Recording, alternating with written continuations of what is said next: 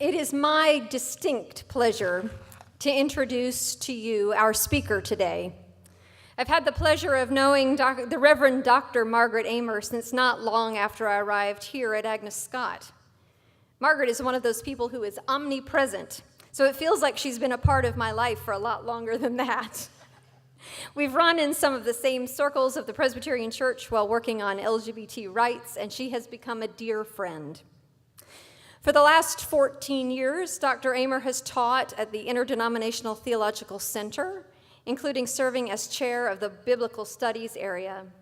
But she'll be leaving our fair city this summer to join the faculty at Austin Presbyterian Theological Seminary as Associate Professor of New Testament. She's a prolific author as well. Her book, First Pure, Then Peaceable, Frederick Douglass' Darkness and the Epistle of James, was published in 2005, with James, Diaspora, Rhetoric of a Friend of God, coming out this year.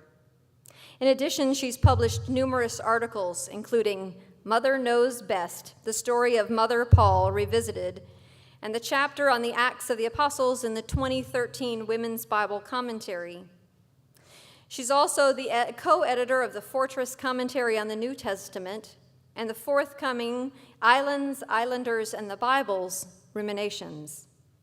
Her Bible study, Confessing the Beatitudes, written for the Horizons magazine of Presbyterian women, received the Award of Excellence in 2011 from the Associated Church Press.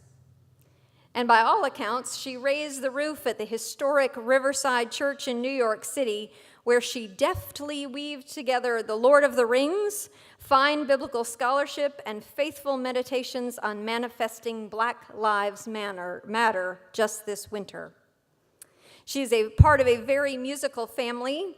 Reverend Dr. Aymer is happily married to the Dr. Laurent Auger, a very talented musician himself, and is the doting mother of Gabrielle Auger, who is adorable. In addition to writing about the New Testament and teaching Koine Greek, she is an avocational singer of art songs, currently learning the Barber Hermit songs and works by African-American composer Florence Beatrice Price. Please join me in welcoming my friend and colleague, Reverend Dr. Margaret Aymer. Thank you. Thank you, friend. You're welcome.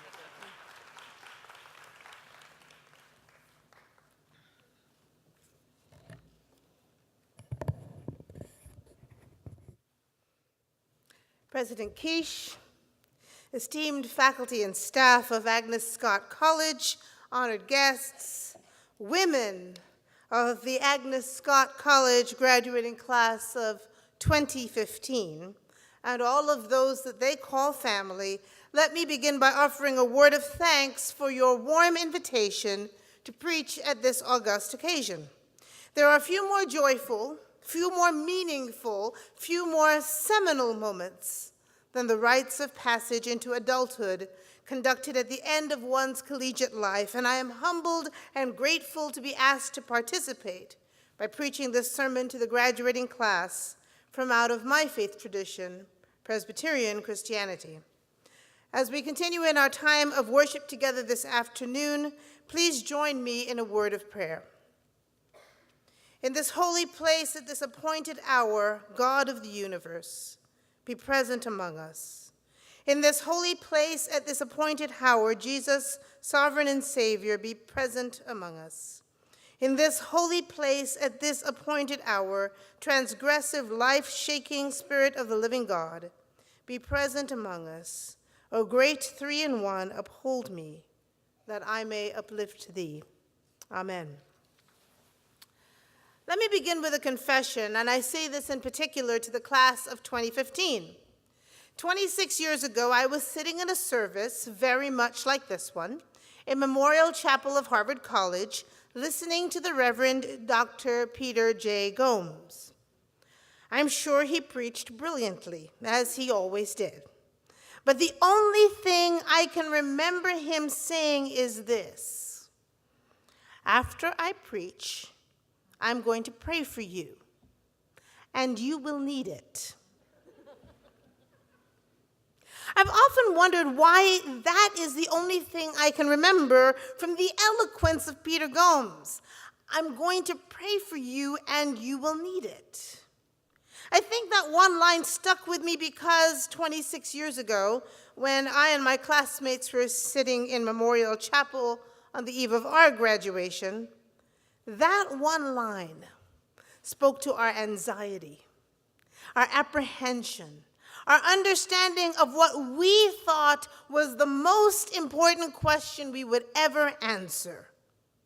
Where will you go from here?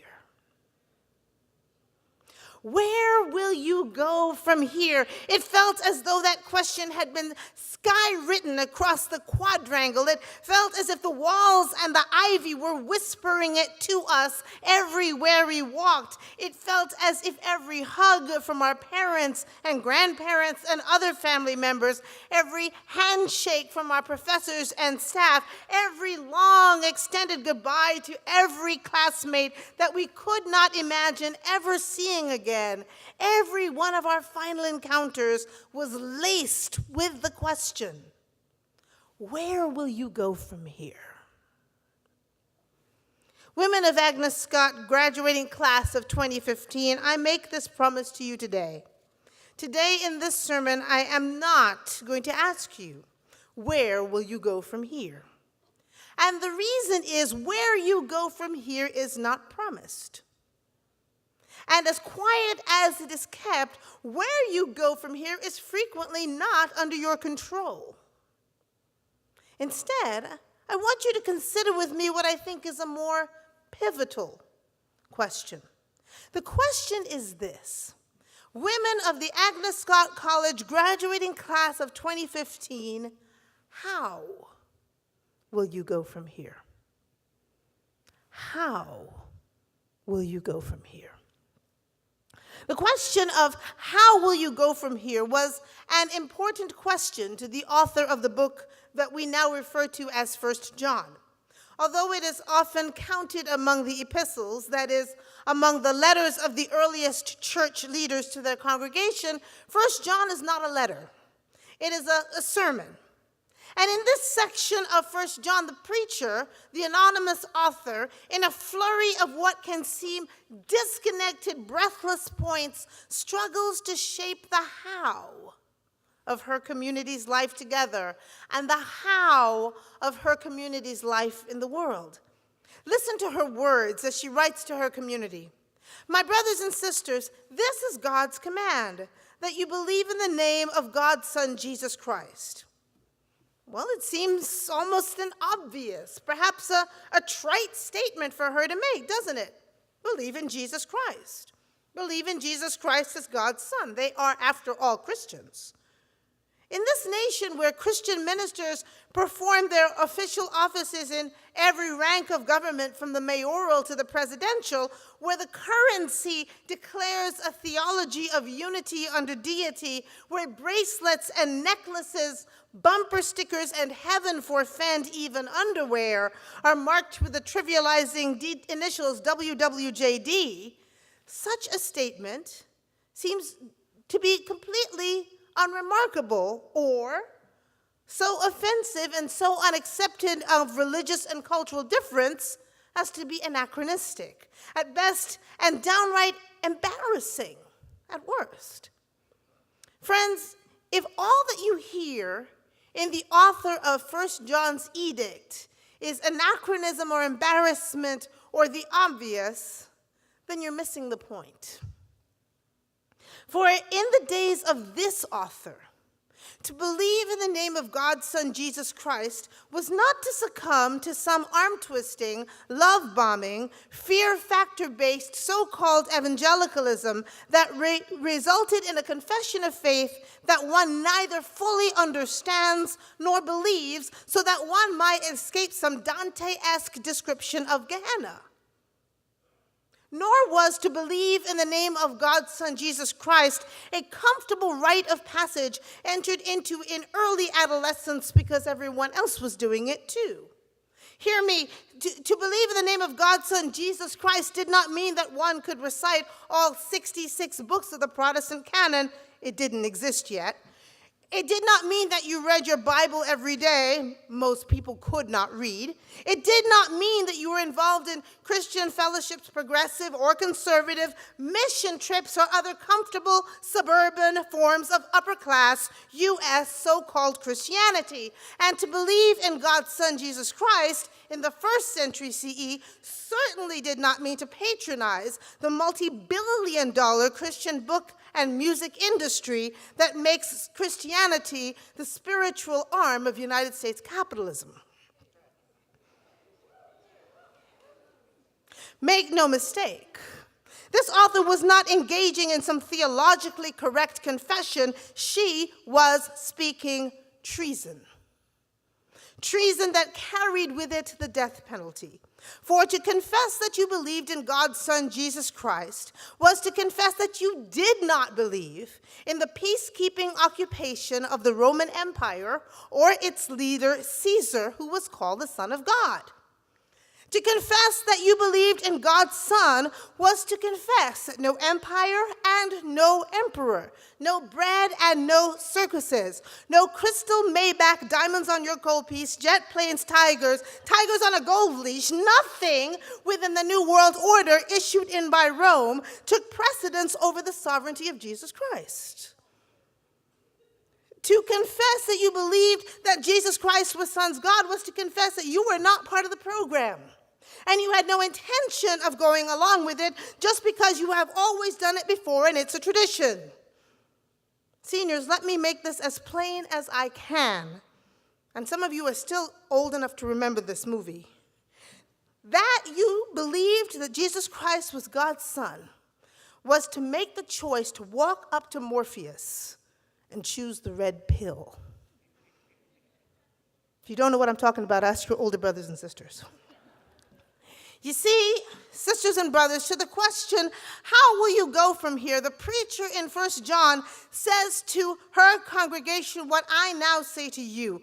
Go with conviction. Go with conviction. For the congregation of 1 John, that conviction required that regardless of the forces arrayed against them, before them, rank on rank, power and authority, they would only confess and only worship and only serve the one that they called God's Son, Jesus Christ, even if it costs them their lives. And what about you? Christian or not, what's your conviction? What is it that you believe so strongly that nothing can shake it and that you would risk your life to defend it? What is that conviction on which you stand so firmly that nothing on Fox or NBC, CNN or ABC or PBS broadcasts could sway you? What is that conviction that so cautions you that you find yourself unable to swear blind and uncritical allegiance to any president of the United States, to any political party, to any flag, to any anthem, to any nation on earth? What is that conviction that so stabilizes you that it refuses you to let you blindly call any human institution unequivocally holy, or to worship any charismatic preacher or speaker? What is that conviction that so challenges you that you cannot simply turn it off when you consider where you will buy, what you will eat and drink, and what, and even whether, you will drive?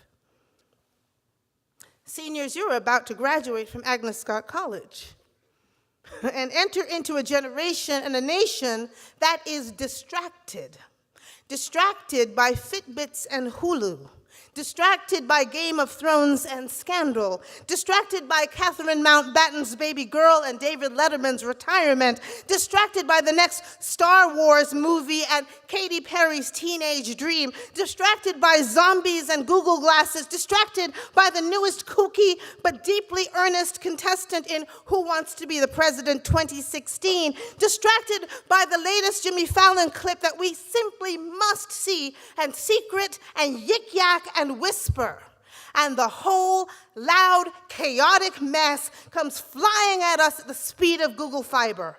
We are the Borg. Resistance is futile. You will be assimilated. And so I ask you, seniors, how will you go from here?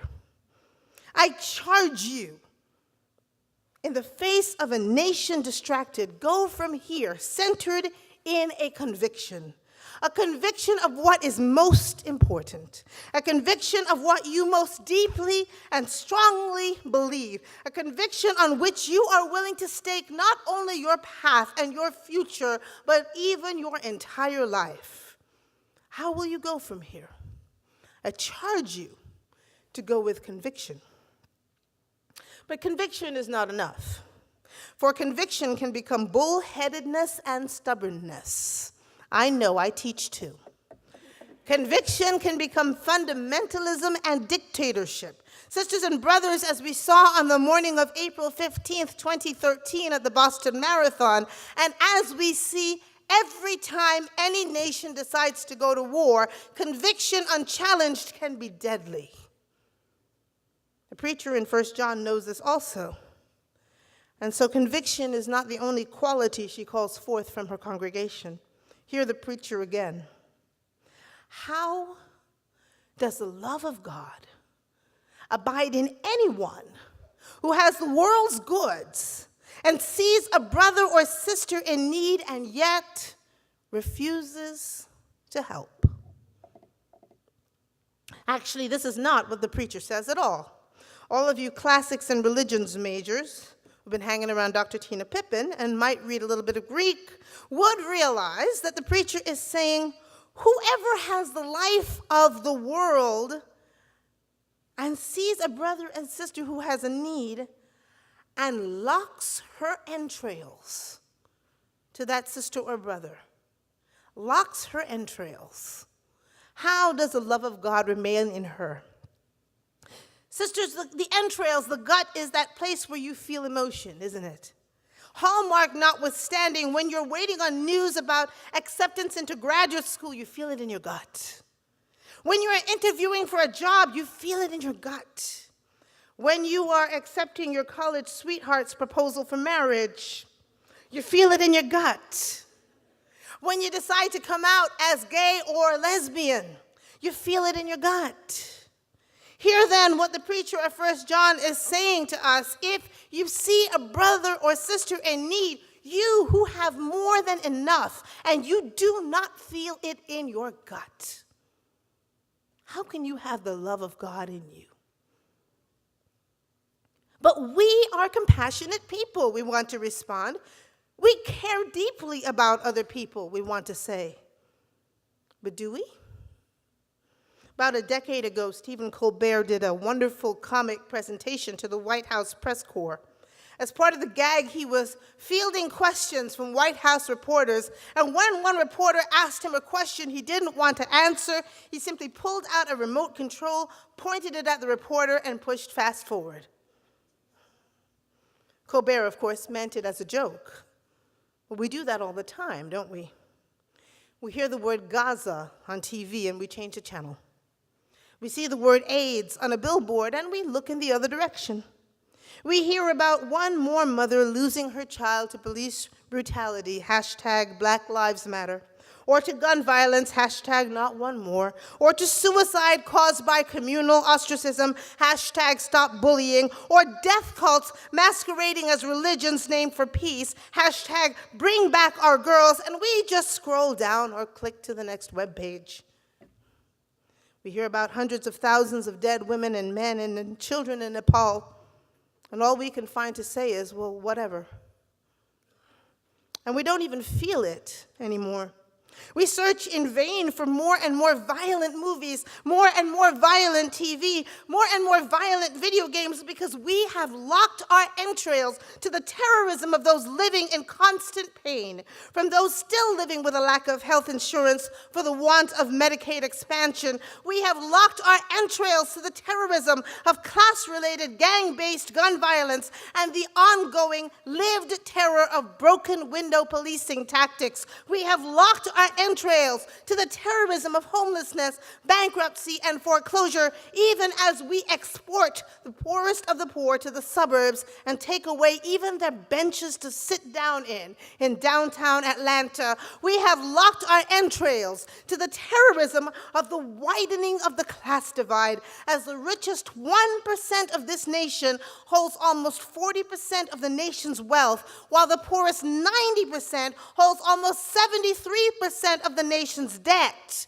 We have locked our entrails to dangers of basic childhood communicable diseases in a nation where conspiracy theories trump science, and the most powerful care not how their anti-vaccine moments jeopardize the most vulnerable among us. We have locked our entrails to the terrorism faced by an undocumented, unprotected migrant workforce on whose back we enjoy cheap housing, cheap clothing, and cheap food. We have locked our entrails to those who cry out for a living wage, for enough money so that they might, for an honest day's work, feed and clothe themselves and their families. Friends, we have locked our entrails. We have locked our entrails against our sisters and brothers in need. And so, seniors, I ask you a second time, how will you go? For when you graduate, you will walk into a nation driven by survivor ethic. If I want to survive, I must kick everyone else off the island.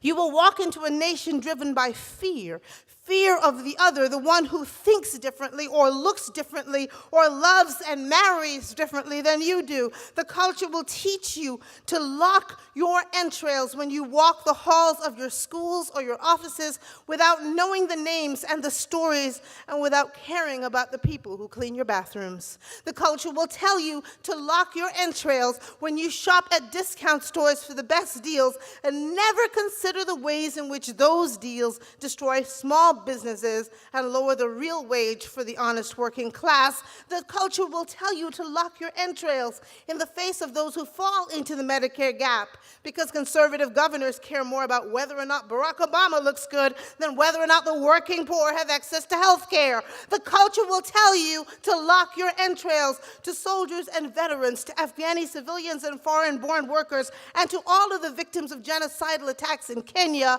and all of the migrants drowning in the Mediterranean Sea. And it will be tempting. Tempting to go along with the culture and to escape into the violence on TV or the movies, or become addicted to roller coasters and fast cars and skydiving and anything else to remind us that we have entrails at all. So seniors, how will you go? I charge you to unlock your entrails, to unlock the seat of your compassion, to unlock the seat of your emotion. You know we're always charging these women are emotional. For you go into a nation in need of people who dare to feel and to feel for one another. You go into a nation in search of love from movie stars wearing burlesque-inspired nude gowns worth a year's wage, but afraid to extend love to the guy picking up cans for the 5-cent rebate. So I charge you, seniors, as you consider how you will go unlock your entrails, go with compassion. But the preacher of 1 John is not finished with us yet.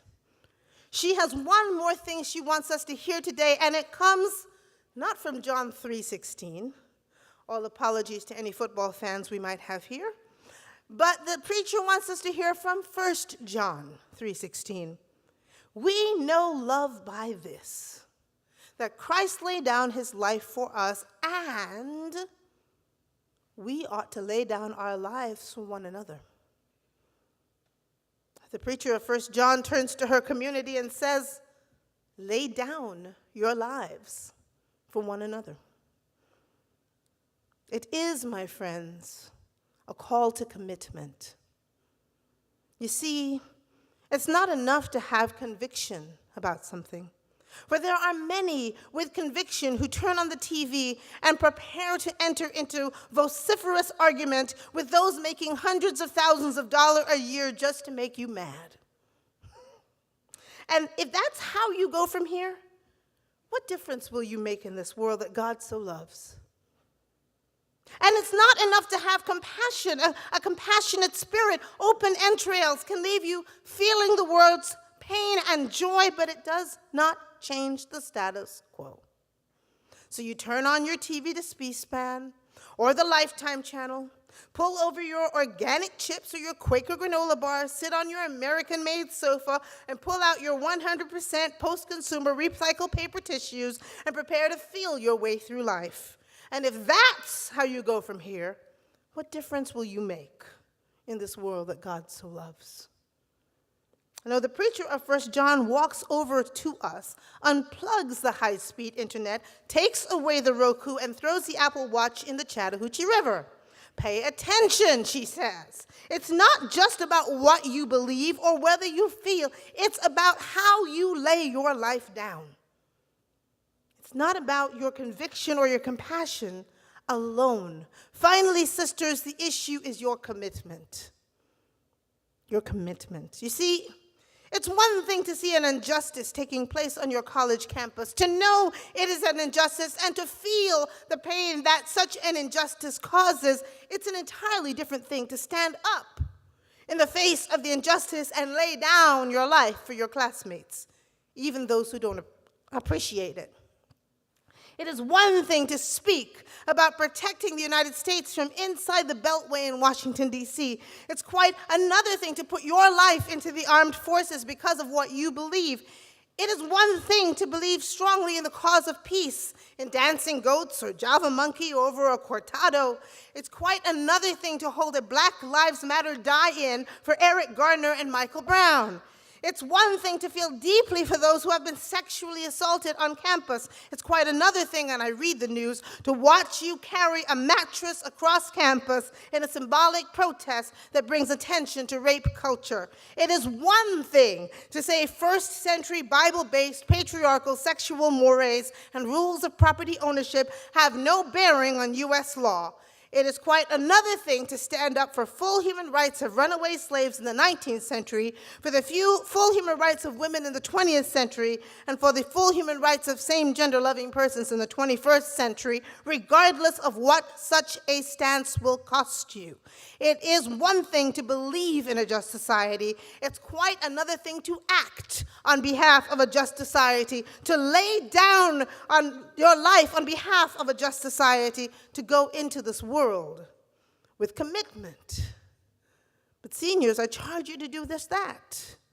As you consider the question, how will you go? I charge you, go with commitment. For this world needs committed women like Agnes Scott alumna Carolyn Newton Curry, founder of Women Alone Together, encouraging single women as they live fully in a world that sees them as incomplete, as if they are walking through this world without a spouse or partner.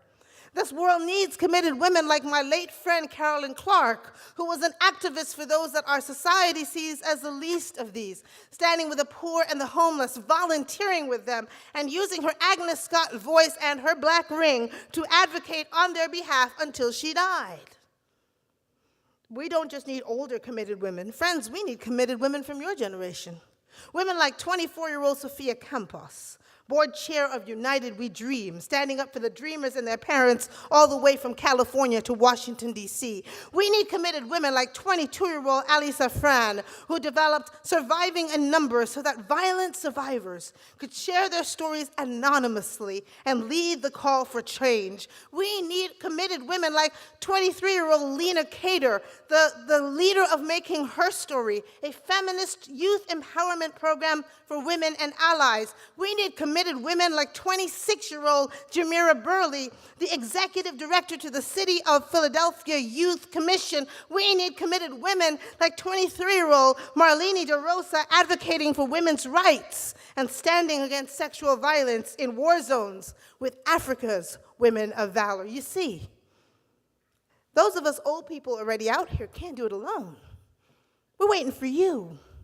We need committed women like you to push us, to help us, to lead us, to work with us. And we need you in every part of society, in science and math, in philosophy and theology, in physiology and in psychology, in academics and in business, in the armed forces and the peace movement, in government and private industry. We need you in big cities and small towns, in graduate schools and in jobs. We need you in this and every nation, and we need you now.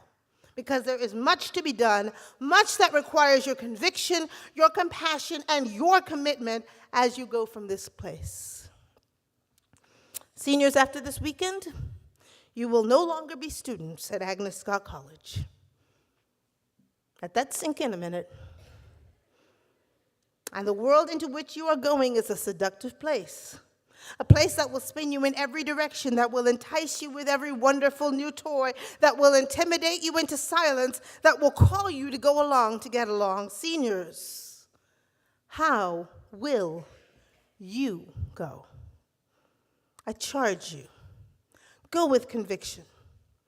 Go with compassion. And by all means, go with commitment. And know this. As you prepare to leave Agnes Scott College, seniors, many of us will pray for you, and you will need it.